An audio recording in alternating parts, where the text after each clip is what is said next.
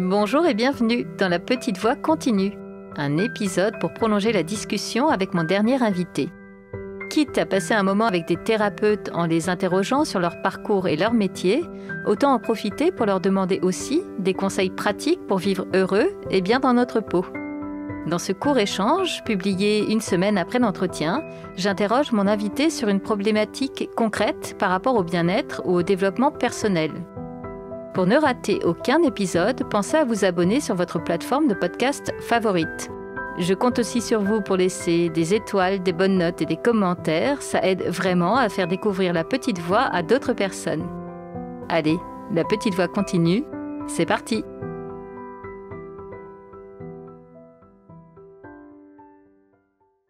Bienvenue dans cet épisode bis. Aujourd'hui, on retrouve le coach Edgar Gros-Piron qui nous parle de réussite pour les entrepreneurs. On y parle de plein de sujets passionnants comme l'équilibre entre la vie pro et perso, le rapport à l'argent et notamment pour les thérapeutes, et le plafond de verre. Bonne écoute! Bonjour Edgar. Salut Herveline. Bienvenue à nouveau dans La Petite Voix. Merci beaucoup. Aujourd'hui, on va parler de réussir sa vie d'entrepreneur. En fait, c'est donc cet épisode bis dans lequel j'aime bien qu'on partage des conseils hyper concrets avec les personnes qui nous écoutent. Et puis, quand on a choisi ce sujet-là, tu me disais que toi, tu as des masterclass sur le sujet. C'est vrai qu'on n'a même pas eu le temps d'en parler dans notre premier épisode, mais tu proposes aussi des formations en ligne, dont une sur ce sujet-là de la réussite de la vie d'entrepreneur. Est-ce que tu peux me réexpliquer ce qui, toi, t'a donné envie d'aller creuser ce sujet-là un jour? Alors, d'abord parce qu'en fait, les conférences que je donne sont à destination des entreprises et j'avais pas de produits, de choses faites pour des particuliers professionnels. Des professionnels, j'entends, parce que là, sur cette masterclass, réussir sa vie d'entrepreneur, elle s'adresse soit à des entrepreneurs qui sont déjà entrepreneurs ou intrapreneurs déjà en activité, Ouais. ou à des gens, à des porteurs de projets qui veulent se lancer dans l'entrepreneuriat, ou à des indépendants qui peuvent être des commerçants, mais qui peuvent être aussi des coachs ou des thérapeutes. Et oui. Et donc, elle s'adresse à ces gens-là. Et j'ai pas du tout la prétention dans cette masterclass, et je vais vous dire ce que c'est qu'une masterclass de mon point de vue, mais j'ai pas du tout la prétention de dire aux gens comment réussir leur vie, ni comment réussir leur entreprise. Mais ce que j'ai longuement observé, c'est que souvent, pour beaucoup de gens, le boulot devenait tellement prenant qu'ils étaient otages. Ils se sentaient otages de leur boulot, ils perdaient cet équilibre de vie pro-perso. Et donc, cette masterclass, elle vise à vraiment faire prendre conscience aux gens sur quoi repose leur équilibre de vie pro-perso et comment mettre leur entreprise au service de leur propre accomplissement et pas l'inverse. Et donc, on aborde des sujets dedans qui sont divers et variés, mais qui sont, à mon sens, vraiment fondamentaux pour bien à la fois trouver et puis ensuite maintenir cet équilibre de vie. Alors vas-y, moi ça m'intéresse, je me sens hyper concernée là tout d'un coup. Tu vois, je suis toute oui. Ouais. Alors, on va parler des sujets, puis après on parlera de la pédagogie, parce que la pédagogie, en fait, dans les masterclass, est hyper importante. Les thématiques, en fait, que j'aborde sont d'abord des thématiques autour de ses passions, de ses désirs, parce que bien souvent, quand on entreprend, on veut entreprendre dans un domaine qui nous passionne. Et oui. Mais le problème, c'est qu'une passion et un métier, c'est deux choses qui sont différentes. Parce que tu fais des choses par passion, c'est bien, mais quand elles deviennent ton métier, il y a des enjeux derrière qui peuvent tuer la passion. Je dis la pression liée au métier, la pression d'enjeu, peut souvent tuer la passion du jeu. Et il faut être hyper vigilant à ce que, à préserver la passion. Ouais. Dans l'épisode où je te parlais de ski, je te disais, moi, mon métier de skieur de boss, c'était mon métier, mais ma passion, c'était le ski. Oui. Comment faire pour que mon métier, la pression qu'il y a sur mon métier, vienne pas tuer la passion que j'ai pour le ski. Ouais. Parce que le jour où je suis plus passionné de ski parce que mon métier me met trop de pression, je vais me mettre à détester le ski et du coup, mon métier va devenir très démotivant. Absolument. Là, c'est la même chose. Il faut bien distinguer la passion du métier et bien gérer la pression qu'on met derrière. Donc, on va parler de ça. Ensuite, on parle des besoins. On a tous des besoins. Alors, certains appellent ça des besoins psychologiques. On a tous des besoins particuliers. L'important, c'est comment je fais dans mon job pour que mon job m'offre l'occasion, me permette de nourrir les besoins psychologiques, les besoins essentiels, les besoins fondamentaux qui sont les miens. Tu vois, moi, je te disais, pour moi, je mets la liberté un peu au-dessus de tout. Ouais. Bon, bah, mon besoin de liberté dans mon métier est essentiel. C'est pour ça que je peux pas travailler Oui. pour un chef ou pour une entreprise. Ouais. C'est pour ça que moi, j'ai toujours été plutôt,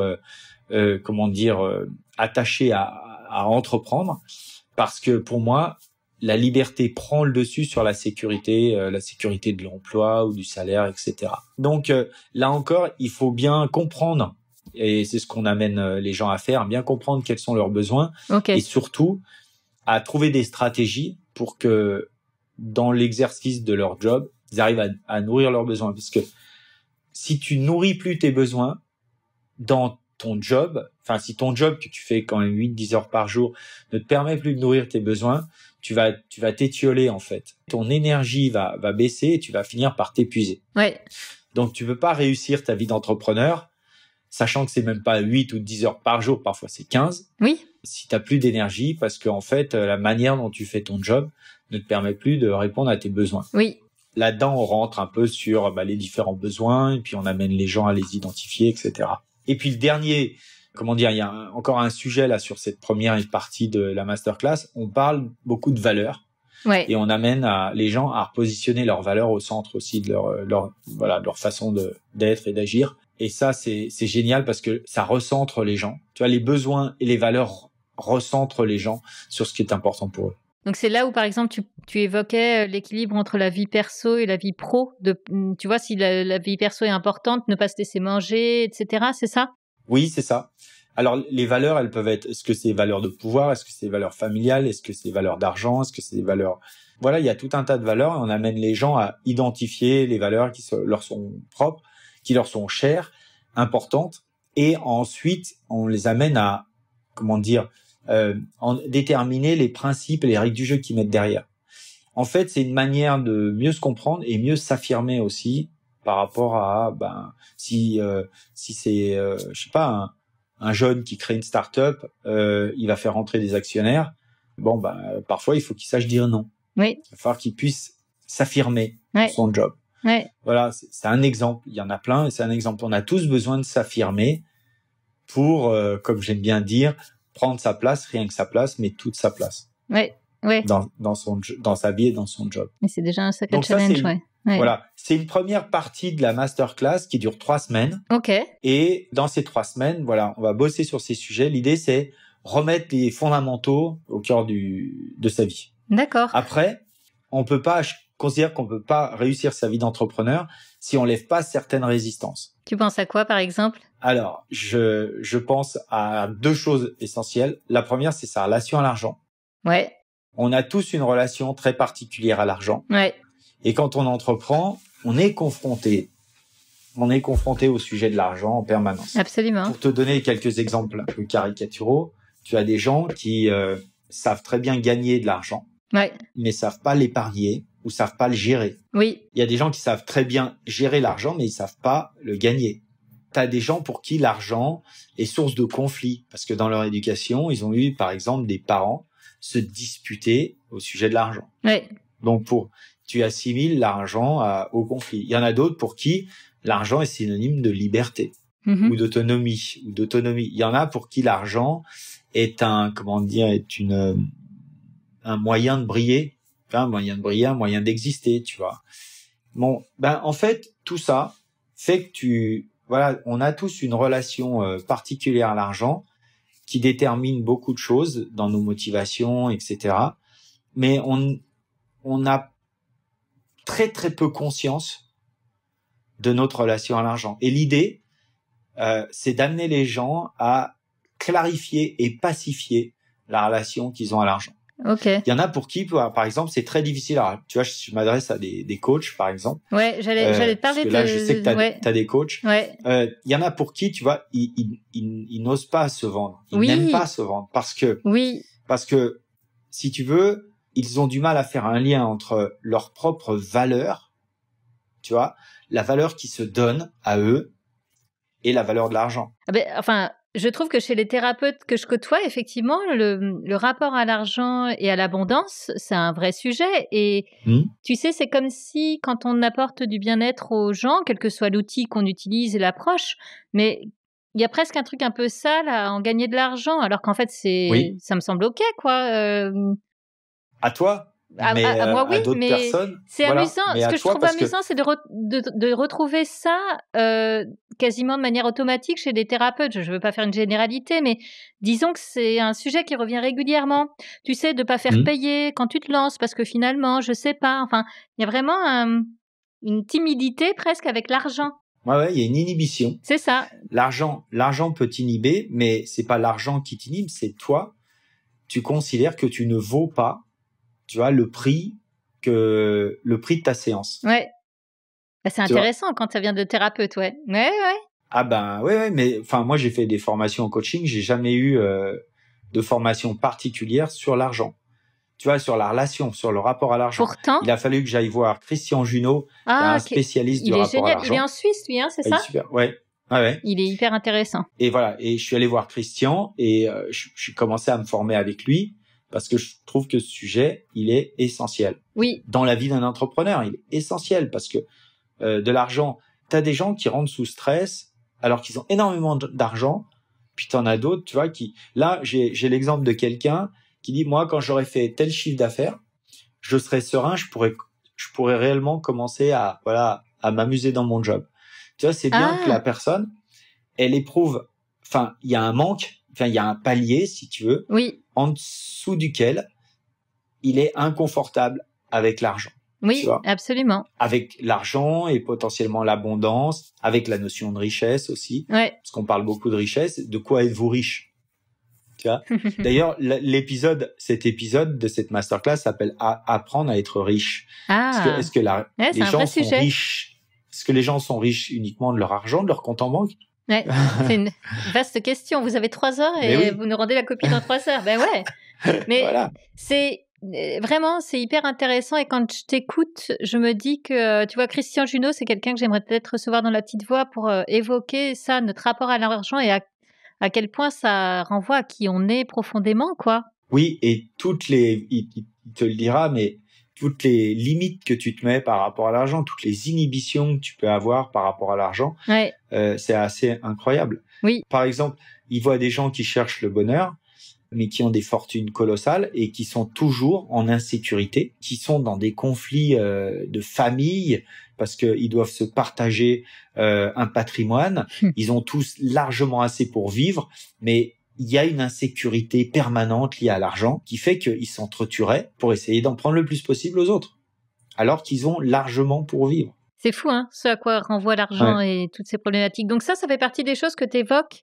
dans ton accompagnement pour réussir sa vie d'entrepreneur. Oui, on parle de la relation à l'argent. C'est un épisode qui est très qui secoue. Et Ouais. puis aussi, j'ai un épisode sur casser le plafond de verre, parce qu'on Oh, a tous un plafond de verre. Et l'idée, c'est d'aller le toucher, d'aller le comprendre, et puis ensuite de l'exploser. Alors, on parle beaucoup de croyances limitantes dans cet épisode-là. ouais, certainement. Et puis moi, quand tu me parles de plafond de verre, je pense surtout, peut-être à tort, mais aux femmes, tu vois? Où on se Oui. met plus facilement des limites. Je sais pas si c'est ce que tu constates toi? Alors, elles se mettent certaines limites qui sont différentes de celles des hommes, Ouais, mais tout le monde en a, eh en oui, fait. c'est vrai. Et ça, c'est le principe de Peter Hull, qui est voilà un peu comment dire, c'est lui qui a écrit tout un tas de bouquins sur le plafond de verre. Et donc, on tend tous à arriver en fait à notre plafond de verre. Oui, L'enjeu, c'est ensuite de l'exploser. et c'est Parce ça. que si on est bloqué, parce que il explique et très justement, c'est que quand tu arrives à ton plafond de verre, en fait, t'es trop pour redescendre. Tu vois, en fait, c'est ce qu'il appelle ton seuil d'incompétence. Donc, tu arrives à un niveau de responsabilité dans lequel tu es incompétent, Oui. d'accord, mais tu peux pas redescendre au niveau du dessous. Mais non, tu Tu peux vois, pas faire parce que machine bon, arrière, ouais. non, c'est plus possible parce que justement, tu es allé, tu vois, et c'est par exemple, c'est typiquement le super commercial d'une entreprise qui devient directeur commercial. Et qui est un super commercial terrain, qui a un super relationnel client, qui a une grosse compétence, et puis qui devient manager, qui va plus sur le terrain, Ouais, c'est plus le même enfin qui ne métier, fait ouais. que manager des mecs qui sont sur le terrain. Au début, il va leur donner de très bons conseils, mais quand Ouais. les conseils sont donnés, après il a plus de cartouches. Et après, on attend de lui qu'il motive les gens et plus qu'il les conseille. Et c'est là qu'il Ouais, ok. touche son seuil d'incompétence. Il devient incompétent pour le job parce qu'il a donné tous ses conseils. que les gens les appliquent. Or, son job, c'est pas de donner des conseils, c'est d'animer une équipe, de la manager, de la stimuler, de la faire croître. Alors, pour la faire croître, il va leur fixer des objectifs, mais il va pas les accompagner pour atteindre les objectifs. Bref, Oui. il a atteint son seuil d'incompétence, mais ce mec-là, il peut plus revenir commercial. C'est plus possible. D'abord, sa place a été, il a été remplacé, voilà, et même, consciemment, le gars, il peut plus. Ce serait un désaveu, ce serait un échec, ce serait tout. Donc, le plafond de verre, c'est ça. C'est tu restes à une place dans laquelle t'es incompétent, sauf si t'apprends le métier de manager. Et ça s'apprend. Et donc là, tu pètes le plafond de verre, mais parce que tu te réinventes et t'acquiers de nouvelles compétences. Mais c'est pas inné. Mais non. Eh ouais. C'est comme l'athlète qui devient entraîneur. C'est la même chose. T'as un super athlète, tu deviens entraîneur. Alors, tu vois, par exemple, Zidane. Je te donne un exemple qui parle beaucoup aux hommes. Mais tu sais, Zidane, donc, a été quand même un grand joueur, mais c'était un grand entraîneur, un des plus grands du monde, en tant qu'entraîneur. Mais, Zidane, si tu veux, il n'y a pas eu de plafond de verre parce qu'en fait, lui, il s'est tout de suite formé pour être entraîneur. Et il a passé tous les échelons, il est revenu tout en bas et il a passé tous les échelons d'entraîneur. Et pareil, il n'a pas été tout de suite, à partir du moment où il avait les diplômes d'entraîneur, nommé entraîneur en chef du Real de Madrid. Il a passé toutes les étapes, entraîner les jeunes, tu vois, progressivement pour arriver en haut. Donc, lui, il n'a pas eu de plafond de verre. Il s'est donné les moyens de ne pas l'avoir, disons. Et ça renvoie à l'humilité dont on parlait dans le premier épisode. Exactement. Il l'incarne bien lui aussi, ouais. Ouais, c'est ça, ouais. Donc concrètement, cette masterclass, c'est quoi ? C'est sous quel format ? Ce sont des vidéos ? Alors, pas que. La base de la masterclass sont 9 vidéos et pour chaque vidéo, des fiches de coaching individuelles. Ça, c'est la base de la masterclass. Et ensuite, c'est un programme en 9 semaines qui est un peu particulier là, c'est que moi je donne rendez-vous, j'ai un coach d'Henry qui anime en fait la masterclass et on donne rendez-vous avec d'Henry, on donne rendez-vous à nos membres de la masterclass une fois par semaine pendant 9 semaines. OK. Et chaque semaine, on aborde une thématique différente. Donc les passions, les besoins, les valeurs, la relation à l'argent, les croyances, etc., etc. OK. On donne rendez-vous une fois par semaine, ça se passe en visio. C'est 2 heures. C'est 2 heures qui sont super animées. La pédagogie, c'est 30% de théorie, 70% de pratique. OK. Et on met les gens en sous-groupe et on les fait réfléchir entre eux. On fait des restitutions. C'est super. Les gens participent. Ils sont pas là statiques devant leur ordinateur. C'est pas juste une conférence que tu regardes et tu prends des notes, quoi. Là, t'es vraiment acteur du truc. Exactement. Ensuite, et puis c'est un groupe WhatsApp pour que entre les séances, les gens continuent d'échanger, de partager. Les gens, on les met après chaque séance, on les met en action, quoi. On leur dit, mais qu'est-ce que vous allez faire pour la semaine prochaine? Fixez-vous des challenges, tout ça. Génial. On favorise à fond l'intelligence collective. Et la particularité, c'est qu'on travaille en petits groupes. On est sur des groupes de moins de 50 personnes. C'est ça l'idée, c'est qu'on est on est sur des groupes de moins de 50 personnes et donc c'est suffisamment de gens pour qu'il y ait vraiment beaucoup d'intelligence collective, une dynamique et c'est pas trop pour que chacun puisse avoir de l'espace pour parler pour que chacun trouve sa place, la fameuse dont tu nous as parlé. OK. C'est ça. Et on lance tous les 2 mois à peu près. D'accord. Et alors les prochaines dates? Eh ben la prochaine on l'a pas encore fixée. On l'a pas encore fixé parce que là, on est en plein, on a plein dans la deuxième, mais je te donnerai ça, comme ça, tu pourras le mettre en lien, si tu veux. Eh ben oui, bien sûr, avec plaisir. Ouais, on en parlera quand, à la sortie de l'épisode. Super. Eh ben, Edgar, merci encore, pour, ce nouvel entretien. Je vais suivre ça de près. Merci beaucoup pour ton temps. Merci, Herveline. La petite voix continue, c'est fini pour aujourd'hui. Si vous aimez la petite voix, alors dites-le moi avec des étoiles, des bonnes notes et des commentaires sur votre plateforme de podcast favorite. Parlez-en aussi autour de vous et pour ne rater aucun épisode, pensez à vous abonner sur votre appli de podcast ou sur les réseaux sociaux. Vous me trouverez en cherchant La Petite Voix le podcast sur Facebook, Instagram et YouTube. Une dernière chose qui me tient à cœur, je serais ravie d'échanger avec vous sur vos impressions, vos questions, vos suggestions. Alors, n'hésitez pas à m'écrire. Merci beaucoup et à bientôt sur La Petite Voix.